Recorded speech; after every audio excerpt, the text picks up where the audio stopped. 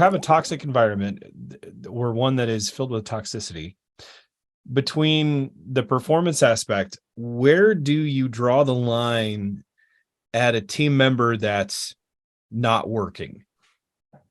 Because it sounds like if we do it right, everybody's going to be happy and want to be here because we're remaining relational. We're going through all of these things.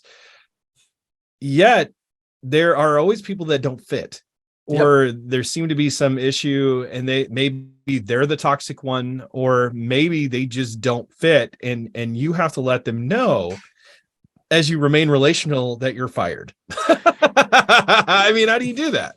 Well, but that's kind of the take. There's a relational way to fire people and a non-relational way to fire people.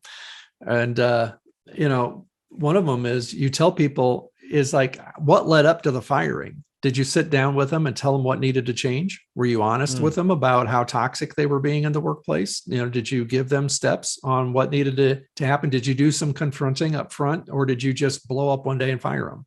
Right. There is a relational way to go about this. So a mature boss is going to say, hey, we're not going to tolerate this kind of behavior here. And so I need to see this change. I need to see this change. I need to see this change. This is what I need from you. And so a lot of us get ourselves in trouble because we're so afraid of the confrontation that we end up dealing with a much bigger problem later on. And so again, who does the better job of confronting? It tends to be the more mature person, can do the confronting in a way that is relational, which is communicating, I care about you. I want to see you succeed. So here's the things that have to happen. And there's other cases where you say, you know what, the skill set we thought you were bringing to the table clearly isn't the skill set that you actually possess. So we're going to make a change and we're going to go in a different direction, but we wish you well. Here's references, here's things you need. There's relational ways to do these things. And then there's non-relational ways to do them. So what we're talking about, in a sense, is more like firing people with maturity rather than that this keeps you from ever firing anybody. You were a pastor for how long? 7 years. So now, knowing what you know now, what would you have gone back? What would you go back and do differently?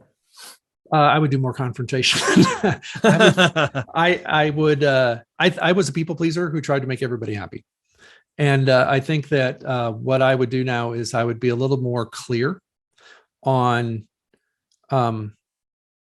what the performance things were that were needed without losing the relational part of it. In other words, we were really good on the relational thing. I wasn't good at setting goals and things and getting results. I probably erred too much on the side of let's all be happy together and not enough on here's our vision. This is what we need to see happen. And so what I found from the studies with Dr. Wilder and the rare leadership, research and all the things we're doing is that those don't have to be either or. Right. That's what I'm finding is that when you have enough emotional maturity, that's part of what characterizes it is that you are dealing with hard things in a relational manner. Whereas immature people who are all about relationships just do the relationships and never deal with the hard stuff. Right. So if I can be an immature leader in a couple different directions, one is I can be immature because I avoid all the hard things going on. I just want everybody to be happy. That's not what we're talking about. I can also be an immature leader because I'm only pushing the hard stuff and I never take the time to give anybody a break or to have some joy or to enjoy what we're doing and build relational connection. And so you can err in both directions. And we've seen places fold and close for both reasons, right? So one is that somebody was so driven to results, they created toxicity. The other one is they were so afraid of toxicity, they wouldn't even talk about results. And you fail both directions because they're both signs of immaturity. So this is what we're looking at here is keep relationships bigger than problems, but deal with the problems.